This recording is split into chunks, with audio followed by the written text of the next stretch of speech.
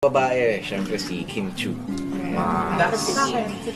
Si Kim, aside sa galing niya sa pag-arte, syempre, hindi rin naman, kumbaga, isa rin syempre yung kagandahan niya. At kumbaga, nakikita ko naman na parang mabait siyang artista.